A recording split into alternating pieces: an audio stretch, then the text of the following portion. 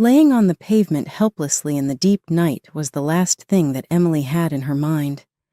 Feeling the back of her head slowly pooling in something warm, she tried moving to grab her babies. "Don't worry, my babies. I'll protect you at all cost," she said, holding her sons close in her embrace. The pain started hitting her like a blow. She was unable to describe how many bones she had broken. However, she knew there were a lot of them. She was trying hard not to close her eyes and fall into a slumber, waiting for someone to see her and reach out for help, but she couldn't hold it anymore and go off the hope she was holding on to. Nathan said goodbye to his sons Louis and Owen as they ran to get on the school bus, while Emily was picking up the dishes from the dining table. She came back from the kitchen to the gate and fixed his tie, while he was texting on the phone. "So, will you be late again today?" Emily couldn't help but ask, as her husband's been working overtime for the past week. "Sorry, love. Just today, then we'll be back to routine. Then we'll go somewhere, okay?" He said not want his wife to get mad. He knew he wasn't able to give his family enough time, but he knew his efforts wouldn't go to waste and would be able to save some money for their future. "Okay, take care." She wasn't able to hide the disappointment from her voice. "Thank you, honey. Bye." He kissed her and quickly went out. I'm Emily, 35 years old, and a housewife. I met Nathan at my workplace at an event which was organized by his friend. We talked a little and instantly clicked since we had many of the same interests and hobbies. While departing, Nathan offered to hang out sometimes and we exchanged contacts. The hangouts turned into dating, and after dating for 3 years, Nathan proposed to me when we went on a date at the beach. "Will you make me the happiest man alive and marry me?" Nathan said nervously, holding out the ring he had carefully chosen. Feeling overwhelmed by the sudden proposal, I couldn't utter a single word, so I just nodded happily, tearing up.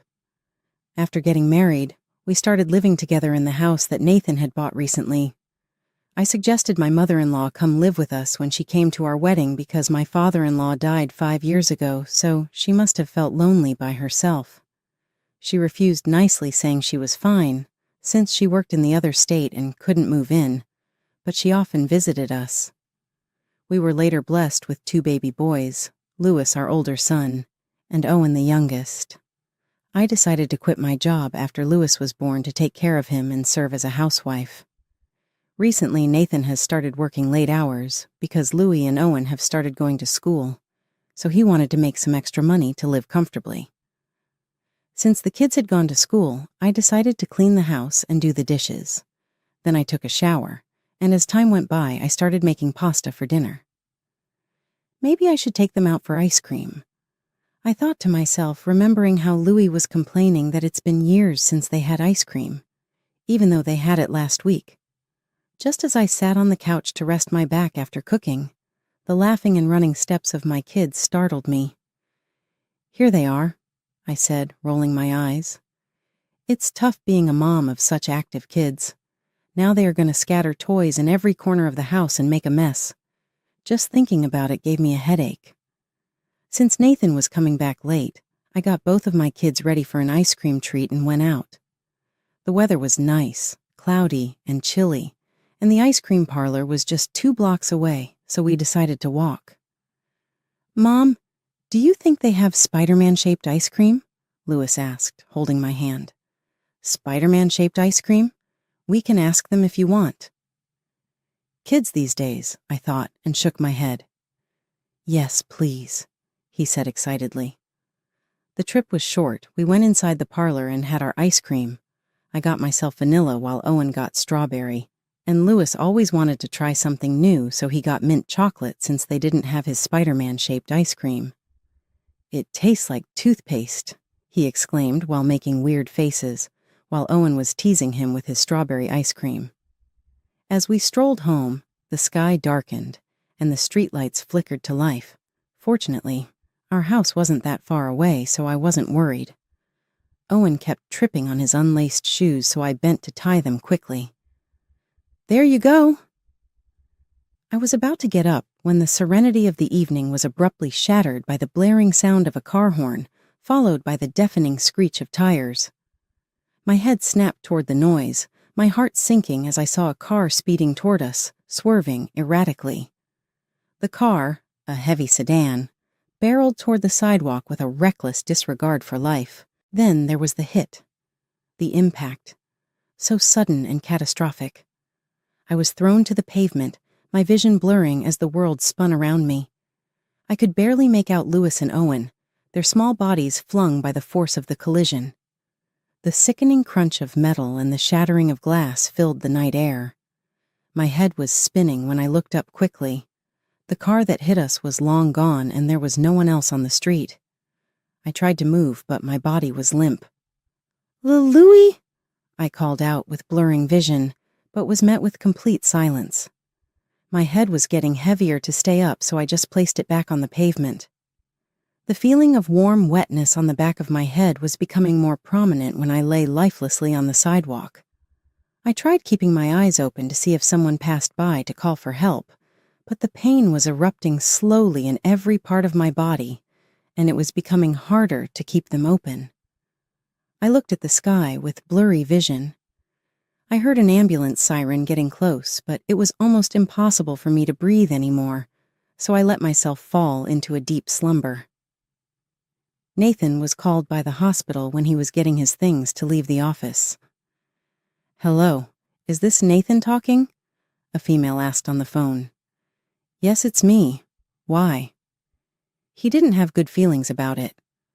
"I'm sorry to inform you, sir, but your family got into an accident and we couldn't save them." "What?" He wasn't able to understand, so the lady repeated. "He left them perfectly fine in the morning, and now she's saying they are no longer?" The lady told him the location of the hospital, and he waited not a second to hurry to the hospital while driving.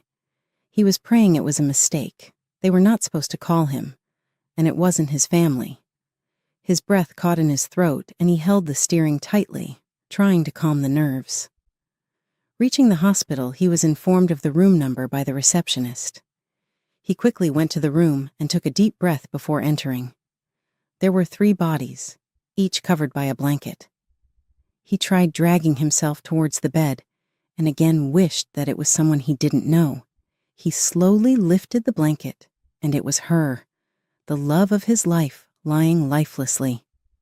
He stumbled back, holding his breath. His heart felt as if it had stopped beating. He slowly made his way towards the other body, still shocked. Lifting the blanket revealed the face of his older son. Lewis looked tired, like he'd just come back from playing soccer. Nathan's mind flashed back to the memory of him scolding Louis for lying on the couch sweaty after playing outside. And when he looked at Owen, he broke down into tears. The innocent face of his son was covered in bruises and was slightly swollen. The memories came back crashing one by one. When Nathan taught him to say Papa as his first word, or when he was jumping excitedly on his first day of school. The nurse came in, instructing him about funerals and arrangements, but he couldn't hear a word. He felt his heart stop beating and his mind stop working. He was numb. After what felt like an hour of just standing motionlessly, he gathered himself up and walked out, all alone. He called the funeral management company and went back to his house. Opening the door, he forced himself to walk inside, the toys thrown everywhere. The sight again brought him to tears. He moved slowly towards the kitchen, and he saw his wife had cooked his favorite meal, but it didn't look appealing to him anymore. He slides down on the floor, holding his face, screaming all the frustration out. When did this happen? Who was to blame for this? His whole family was torn apart, and what was he supposed to do now? He stared into nothing. The next day, he informed his mother and the funeral took place. After the funeral, he took his mother back to his house. "Nathan, now that you're all alone, come live with me," his mother said in sorrow, caressing his hair slowly. "Mom, you know I can't," he said without looking up. "I understand, son. Just know you're not alone," his mother said, and he just nodded. That day he vowed to get revenge on whoever did this to his family. His mother left after 2 days, and back home, he was a mess. There was no one to clean the house, pick up the toys, to cook him delicious food, and he didn't even want to eat anything. His life was feeling colorless. He was regretting not spending enough time with his family. What will he do with the money he makes? With the extra pennies he saved, he could take his family on vacation. Absolutely nothing. His boss gave him off for some time, understanding the circumstances he was in, and he made the decision to not let his time go to waste.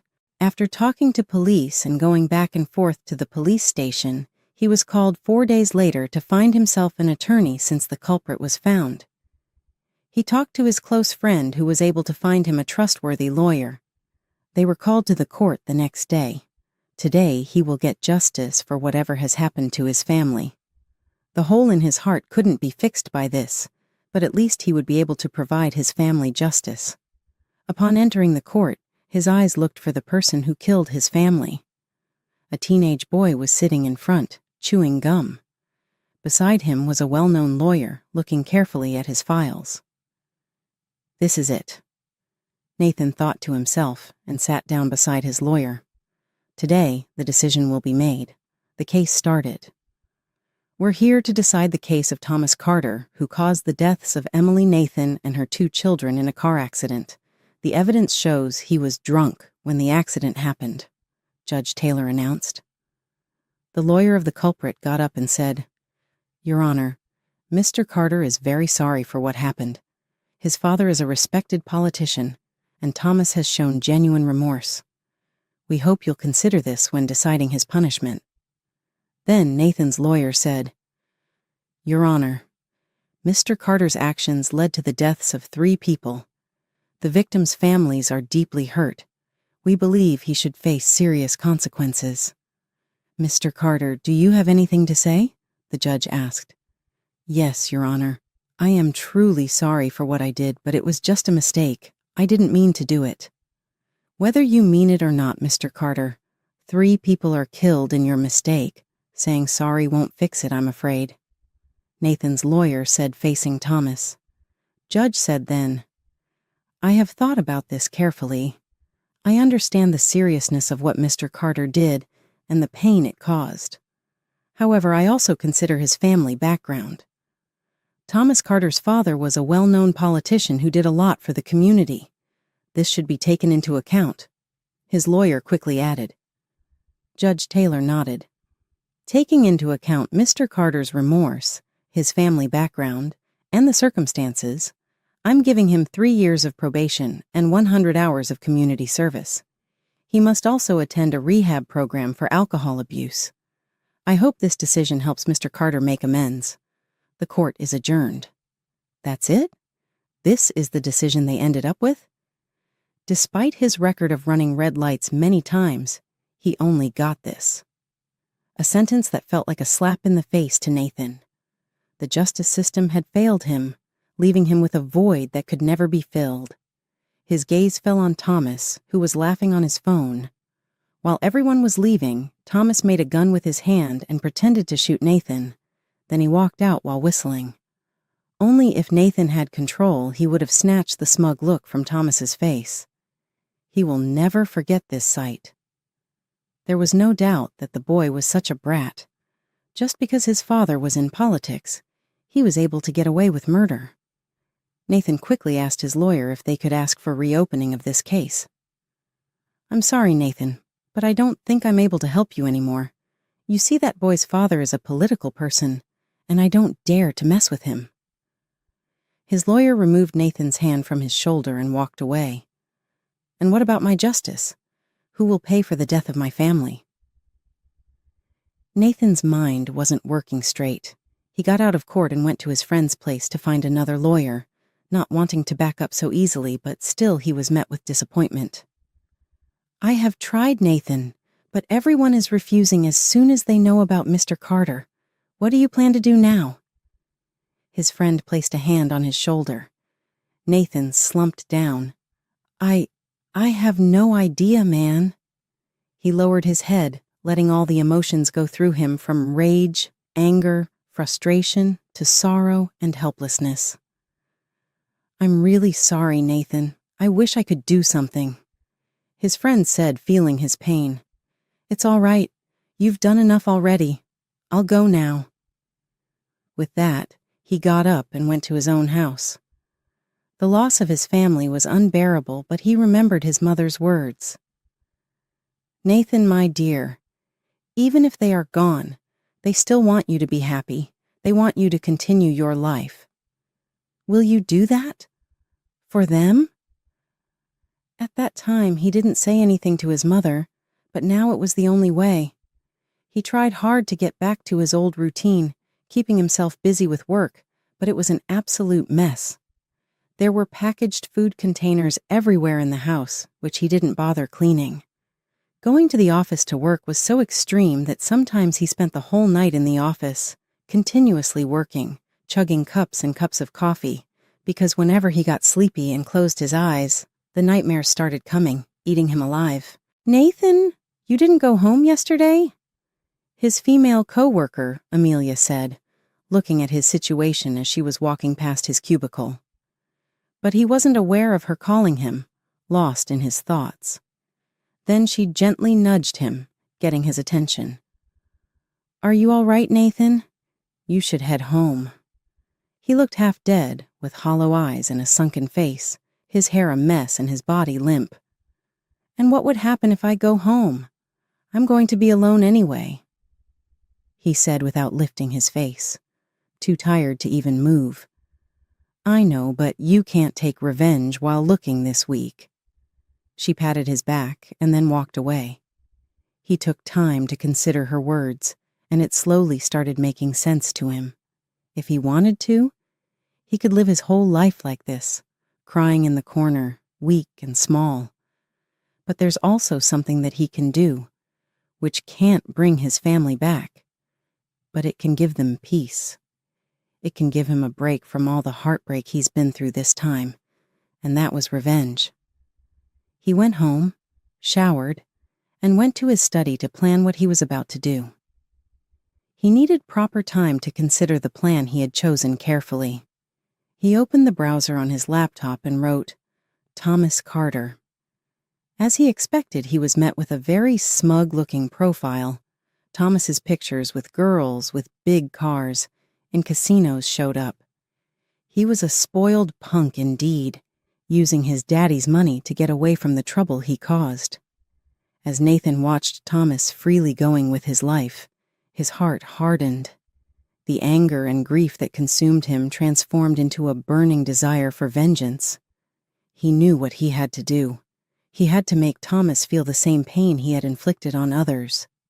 Nathan spent months planning. He tracked Thomas's movements, learned his routines, and watched as he slipped back into his old habits. It was on a quiet Tuesday evening when Nathan decided it was time.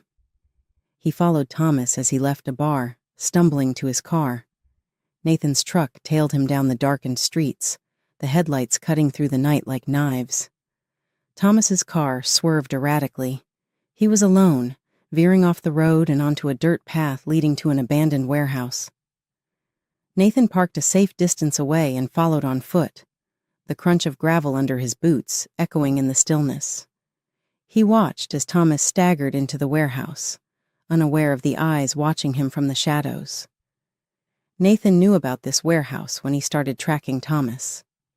Inside, the warehouse was a cavern of darkness, illuminated only by the flickering light of a single bulb hanging from the ceiling.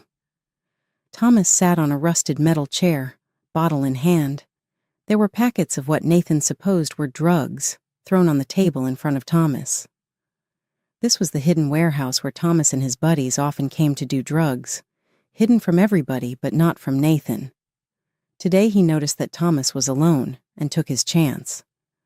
Thomas was oblivious to the presence of another soul. Nathan stepped out of the shadows, his silhouette looming large against the cracked concrete walls. Thomas looked up, his eyes widening in recognition and fear. What are you doing here?" he slurred, trying to rise from his seat but stumbling backward. Nathan's voice was cold and steady. You took everything from me, Thomas. My wife, my children. They're gone because of you. Thomas's face paled. I'm sorry. I didn't mean to. It was an accident. He stammered, his words tumbling over each other in a desperate plea. Accident or not, you have to pay for what you did, Nathan replied, his eyes hard as steel. He reached into his pocket and pulled out a gun, the metal glinting in the dim light. Thomas's eyes widened in terror as he scrambled to his feet, his hands quickly moving to grab the phone from his pocket. Please, don't do this. I've changed. I'm trying to make things right, he said, backing away. Nathan shook his head slowly. It's too late for that. You should have thought about the consequences before you got behind the wheel that night. As Thomas pleaded for mercy, Nathan felt a moment of doubt. He remembered the laughter of his children, the warmth of his wife's embrace, and the life that had been stolen from him. But then he thought of the countless nights he had spent alone, haunted by the memories of what could have been. He raised the gun, his hand steady and his heart resolute. This is for Emily, for Louis, and for Owen, he said, his voice breaking. The sound of the gunshot echoed through the warehouse, a final, decisive end to a chapter of pain and loss. Thomas fell to the ground, the bottle shattering beside him, its contents pooling on the floor like blood. Nathan stood over the corpse, the weight of his actions heavy on his heart. Even though he got the retribution he wanted, it didn't make him feel any better. He could just simply leave, letting the body decay. But he was not content. He was not done yet. The moonlight filtered through the dense forest canopy, casting ghostly shadows across the leaf-strewn ground. Nathan stumbled through the underbrush, his breath ragged and his heart pounding in his chest. He had carefully chosen this secluded spot, an old, abandoned section of the forest where the trees grew thick and the ground was uneven. It was a place that had once held fond childhood memories for him, but tonight it would serve a darker purpose. As he reached the edge of a small clearing, he dropped the body unceremoniously onto the ground. The boy's face, frozen in a final expression of shock and fear, was a stark contrast to the serene surroundings. Nathan's hands trembled, not from fear, but from a deep, simmering anger that had been building for months. Nathan set the body aside and moved toward the shed, where he had prepared everything meticulously. Inside, the smell of mildew and decay mingled with the scent of vengeance. He grabbed the shovel he had brought along and began to dig. With each shovelful of dirt, Nathan's anger seemed to fuel his strength. The shovel cut through the earth with an almost rhythmic determination. This was not just about hiding a body.